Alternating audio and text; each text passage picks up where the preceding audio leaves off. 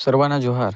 Damu मोळे official या आपल्या YouTube चॅनलमध्ये तुमचं पुन्हा एकदा स्वागत करतो. त्या स्क्रीनवरती एक थंबनेल दिसतंय. त्यामध्ये हा जो विषय आहे तो नेमका काय विषय आहे, कुठल्या शिक्षकांना कार्यमुक्त केलेलं आहे, त्याची माहिती आपण घेणार आहोत.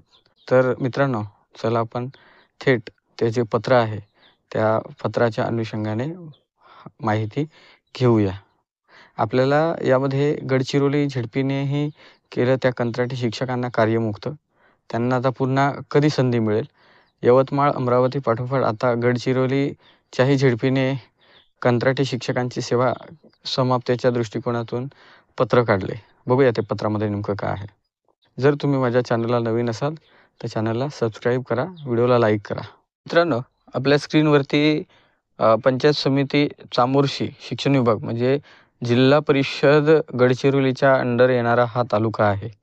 आणि या तालुक्याच्या जे आदेश मिळाले होते शिक्षकांना, कंत्राटी शिक्षकांना, त्यांचं काय झालेलं आहे ते या पत्रामध्ये मेन्शन केलेलं आहे. यामध्ये त्यांनी संदर्भ जोडलेले आहेत. COंचे आदेश आहेत पूर्ण 4ही. आणि आदेश काय आहे, 30 तारखेचंच हे पत्र आहे.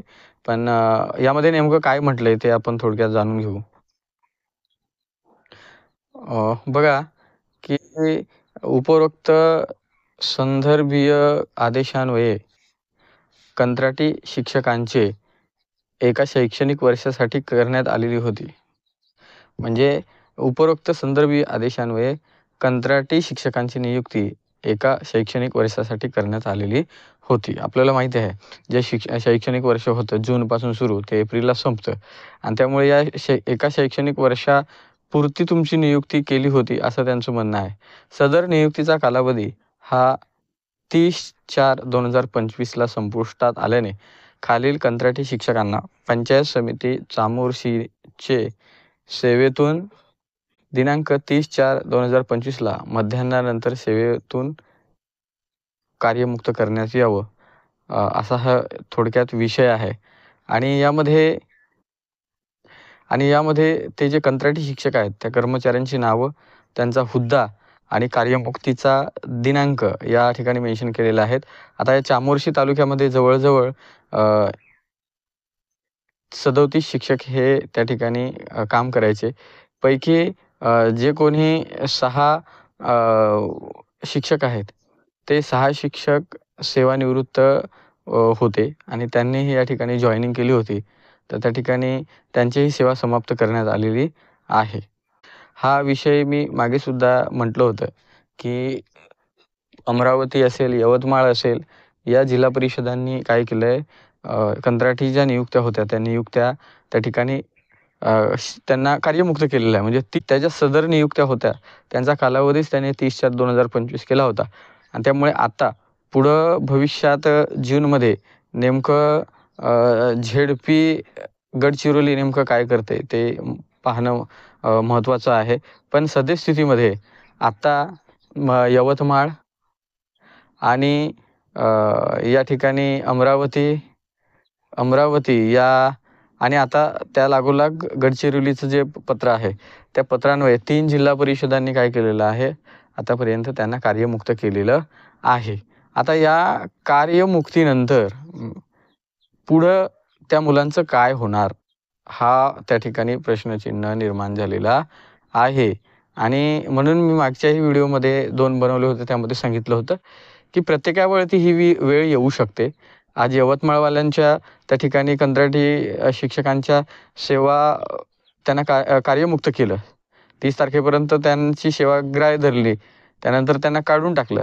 अशीच जी कीड आहे ती कीड बाकीच्या जिल्हा परिषदांना पण पोचू शकते. त्यामुळे मित्रांनो, त्यावेळेस मी सतर्क केलं होतं की तुम्ही एकत्रित राहा. यवतमाळ पाठोपाठ अमरावतीचं झालं, अमरावतीनंतर आता गडचिरोलीमध्ये झालं आहे. अशा कितीतरी कंत्राटी शिक्षकांचं या ठिकाणी पत्र काढून त्यांना कार्यमुक्त केलेलं आहे.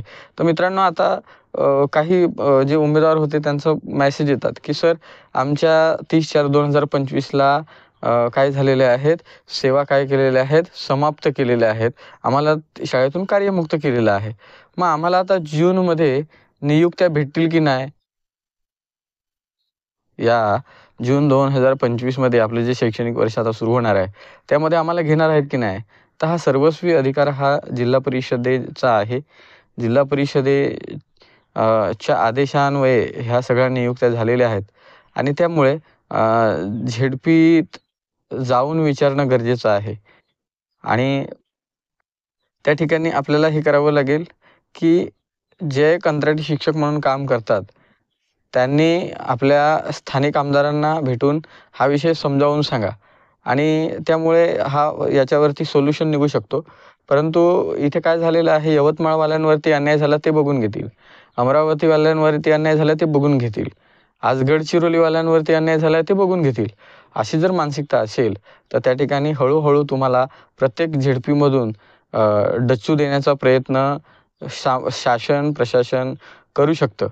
कारण या ठिकाणी जूनमध्ये नियुक्त्या मिळवण्यासाठी परत तुम्हाला जिल्हा परिषदेला हेलपाटे मारावे लागतील आणि मग त्या ठिकाणी तुम्हाला नियुक्ती मिळेल. आणि एकंदरीत मित्रांनो हे सुद्धा सांगतो की ज्या काही बदल्या त्या बदल्यांमध्ये सुद्धा काय होईल, जिल्हा अंतर्गत आणि जिल्हाबाह्य बदल्या झाल्या की त्या ठिकाणी पुन्हा गोंधळ निर्माण होतील.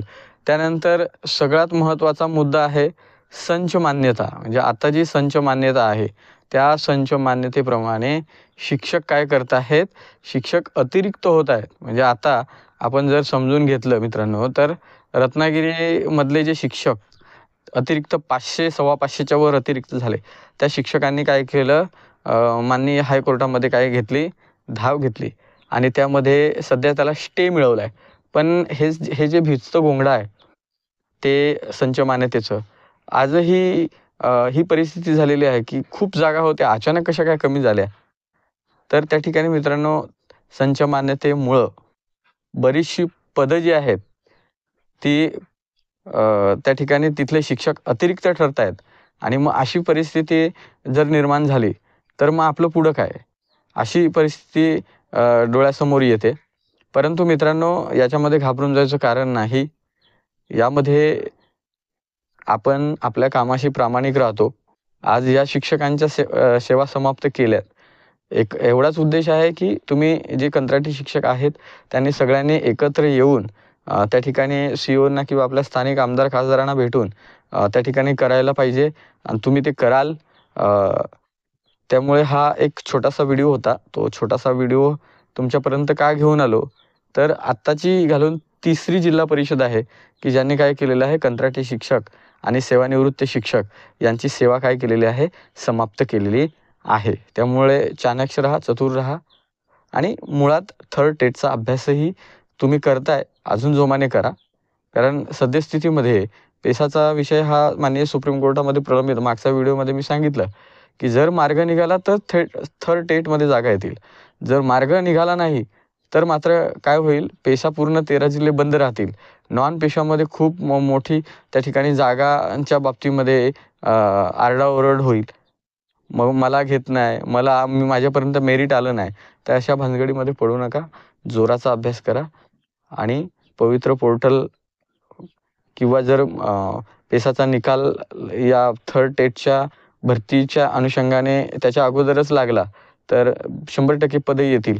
परंतु मित्रांनो सद्यस्थितीमध्ये जी केस माननीय सुप्रीम कोर्टामध्ये सुरू आहे त्याला अजूनही आर्ग्युमेंट्स पाहिजे तसं झालेले नाही आहे. फक्त नोटीस आणि त्या सिच्युएशन पुरतं ते झालेलं आहे. कारण यामध्ये मित्रांनो आपल्याला ही एक गोष्ट करावी लागेल की ज्या मुलांच्या नियुक्त्या झालेल्या आहेत, त्या मानधन असेल किंवा कंत्राटी असेल, तुम्ही त्या ठिकाणी सगळ्यांनी मिळून एकत्र काम करा आणि त्यामध्ये माहितीच्या अधिकारामध्ये गडचिरोली असेल, यवतमाळ असेल, पालघर असेल, रायगड असेल, इतर चंद्रपूर जिल्हे असतील, यांनी काय करा, माहितीच्या अधिकारामध्ये मंजूर पदं, त्यानंतर भरलेली पदं आणि रिक्त पदं आणि पैकी अतिरिक्त शिक्षक किती झालेत याची सगळी माहिती घ्या. तुम्हाला लढायला पण थोडंसं सोपं जाईल. तर आपण व्हिडिओ या ठिकाणी थांबूया. जोहार, जय संविधान.